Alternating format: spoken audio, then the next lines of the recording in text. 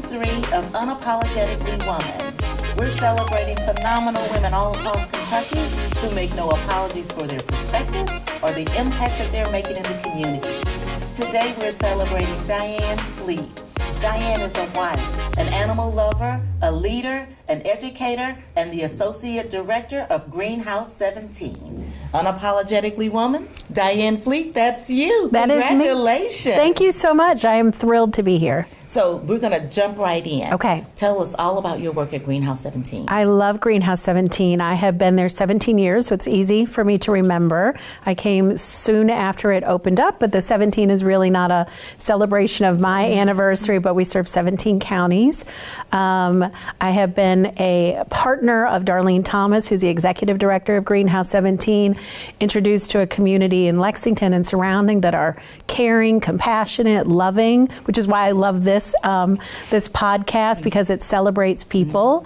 And we've been doing intimate partner violence work for quite some time, making sure that people can live the lives that they want to lead, that they are safe, that they have options, and that they and their children can be bold and unapologetic themselves, and just really excited about the work we do. So this is not a job that you just jump into because you need something to do. You have to have passion for this. What drives you? You do. You know, I kind of fell into it a little bit. I had done AmeriCorps work. I had gone to grad school. I wanted to do hotel restaurant management. I think the shelter is a little bit of my B&B to a degree.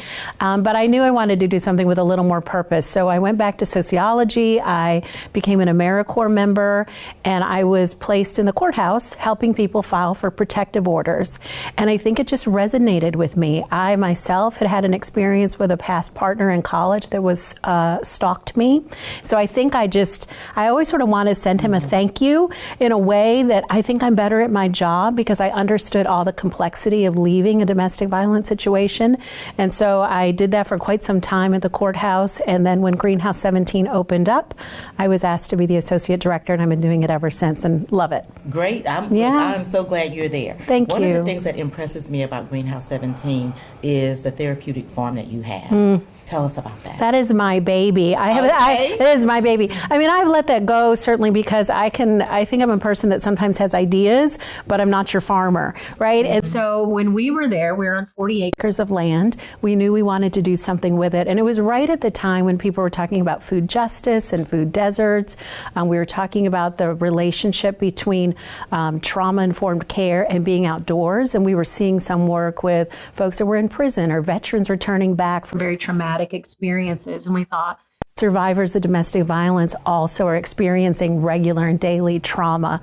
And we had the land, and we thought, here's a way to kind of meet our food budget, bring in healthier food, and also do some therapeutic work. And so we just brought together kind of this eclectic group of people in the community, non-DV social work, some, but you know, farmers and forestry people and University of Kentucky sociology folks and just different individuals talking about nonprofits and cottage industries, and which community action does so much of different businesses too. And so we just sort of brought this together, and now we have like this beautiful farm flower CSA. We have that people can buy a share of our flowers and purchase them. Our women work there. We pay the women to work out on the farm. It's just a beautiful thing. Now, do you guys make soap too? We do. So in my restaurant piece, I wanted to open up a restaurant. I thought that's our next, thing. And so that was really a big push. But as we often do at GreenHouse17, let's listen to the women. And so we were doing what we call make it, take it groups. And so the women were just on their own in the winter time making, bath bombs and soaps and lip balms. And then we just thought this might be something we could sell. The women got really involved with it. So we shifted from my wish of restaurants, which I know are hard, and I think a lot of people took a big sigh. And now we do made by survivor products, and so you can get those on our website, and we're still in a few stores in our counties. Greenhouse17.org. Wow, you're very busy. You also sit on quite a few boards. I do. I think it's one of the things that we've realized, and I think a lot of programs have realized, that we can't do everything ourselves. We don't do this work in silos. So domestic violence certainly interacts with homelessness, which interacts with financial, there's a lot of financial hardship when people are leaving relationships. And then with the food justice, that we never really would have thought domestic violence and food justice, but that all comes together. together. So lots of different things. So with that, as we try to make GreenHouse17 stronger and have a seat at the table, I've been asked to be head of the Domestic and Sexual Violence Prevention Coalition here in Lexington. I'm on the Homeless Prevention and Intervention Board, the State Coalition Board, and then there's a group called Green Dot that does the bystander intervention work, and so I've been on that board for some time. Why?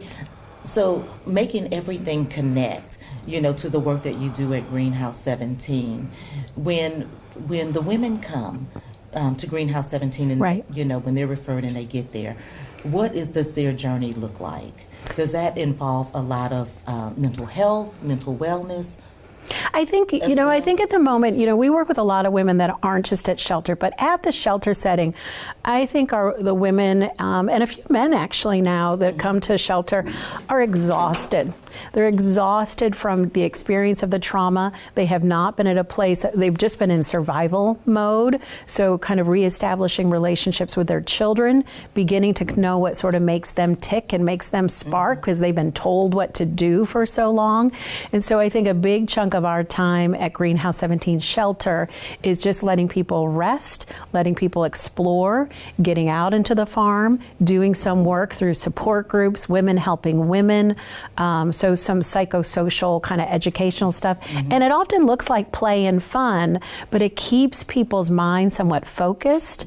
So whether they're doing art groups or journaling groups or again walking outdoors, it stabilizes so that we hope at the end of that 3, 4, 5 months, however long they stay with us, they're in a better space to begin to explore jobs and therapy and counseling and further their plans. So I think we're a bit of a kickstart at the shelter program for people then to kind of launch. Say that. Oh, thank you. Yeah. Because you've got to have, sometimes when you're in a certain place, you got to have somebody that I don't want to say rescue because I don't want people to really feel like victims. Yes. But to help you move in that next direction. I think so too, and I think one of the things, and I don't mean to overarch this, but I think women can be really hard on themselves.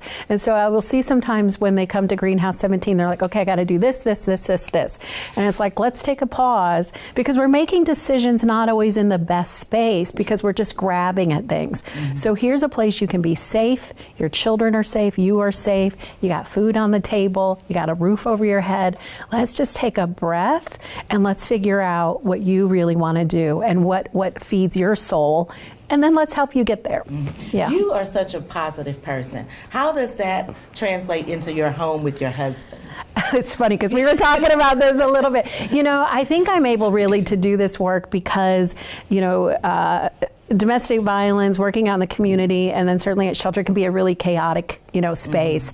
And so we usually have about 40 or 45 women and children, and then you just have all the things of what a house might look like. And so my time at home is pretty peaceful. My husband the other day said, it's okay, Diane, if you don't talk all the time, because I come home and I'm like, what about this, and what about this, and what about this? So we tend to have I'm blessed to have a very compassionate husband who believes in similar causes that I do. So supportive. It's so supportive. And so that is, I can usually kind of bounce ideas and what do you think about this? And he actually has a very strong sense of justice and fairness, which I love. And so we can certainly talk those political conversations, but we lead a pretty quiet life. I don't have children, so I have my husband, which I think kind of, fits all of those roles, as I was saying earlier. And I have my dog and my cat, and we live in a small little house kind of in Southland Drive area. And I lead a pretty peaceful life at home, so I can get up the next morning and jump into chaos. And I kind of like the chaos, but then I like to go home and have my peace. So you have a lot of accomplishments. One of the things, talk to me about the World Conference on Women's Shelter in the Netherlands. That was in May. It was a really big deal. And so Darlene Thomas, again, who I mentioned earlier, she and I were invited to go. And we were able to see the work that women were doing globally in responding to intimate partner violence. And it truly was just an honor. I was talking with a few professors at the University of Kentucky who's doing some research with us on our farm work, Claire Renzetti and Diane Fallingstad. And And I think both Darlene and I felt a sense of guilt a little bit, because we have so many resources and so many options. And Kentucky does some amazing work with intimate partner violence and in the United States. And so to hear some of the things that were happening in other communities and other countries, we really went almost as sort of a learning piece. Like we thought, sometimes when you have something to add, and sometimes when you need to listen. And I think that was a really big place for us to listen. Although I think a lot of folks in other countries also have the agrarian background. So I do think we had some things to offer around the farm, right? Here's some ways to build resiliency and empowerment, whether that's financially or economically, or whether that's with trauma work, outdoors and nature. So I do think we had some things to share, but it was an honor to be there and just hear those stories. I love people's stories. And so some of them were hard stories. Those are kind of the things that drive you. Yes. I find people, I think the best way to kind of go through this work is to be curious. That kind of helps me when I'm disagreeing with someone a little bit too, because we bump into that a little bit too. It's like, why are you not on my team? But if I could be curious about it and I can ask questions about it, I begin to find some common ground when I meet with the women and men at GreenHouse17 or the children, and I can just sort of set aside, like, you should be doing this and you should be doing this, but no, tell me your story. I love that. It's another component that I like about the farm. Food is a great communicator.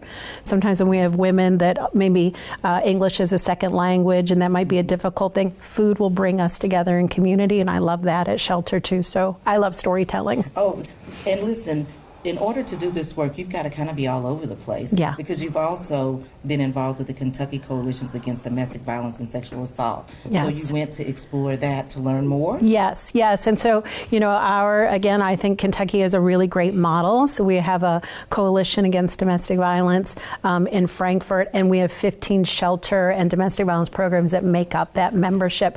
And it's really strategic, so we didn't want anybody to be more than about an hour away from services, no matter where you lived. Always a worry that Lexington and Louisville will gobble up everything, right? Mm-hmm. So we wanted to make sure folks in Paducah and Eastern Kentucky had access.